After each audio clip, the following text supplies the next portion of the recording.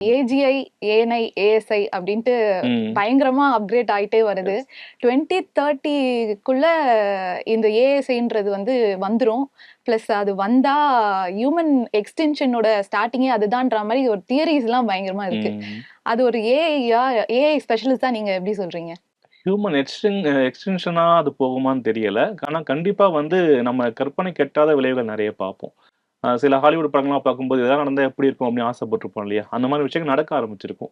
ஒரு சூப்பர் அசிஸ்டன்ஸா இருக்கும். ஆனா ஒரு வகையில பார்த்தா நம்ம லாபமாகவும் இருக்கும். இப்போ ஒரு பேரலைஸ்டு பேஷண்ட்ஸ் இருக்காங்க. அவங்களுக்கு ஒரு அசிஸ்டன்ட் நர்ஸ் தேவைனாக்கா, நமக்கு இப்போ மேன் பவர் அது கிடைக்கிறது கம்மியா இருக்கு.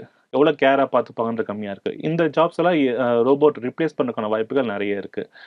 ரொம்ப அன்பிரடிக்டட் டாஸ்கா இருக்கு. இப்போ ஒரு ஆஸ்ட்ராய்டு வருது.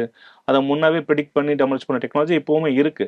பட் இது எவ்வளோ அக்யூரேட்டா பண்றோம், எவ்வளோ லாங் பிஃபோர் கண்டுபிடிக்கும்ன்ற ஒரு மேட்டர் இருக்கு இல்லையா? இதெல்லாம் வந்து நம்ம இந்த சூப்பர் ஏஐ வரும்போது we can easily detect that. So அதெல்லாம் நம்மளோட அட்வான்டேஜா தான் இருக்க போகுது.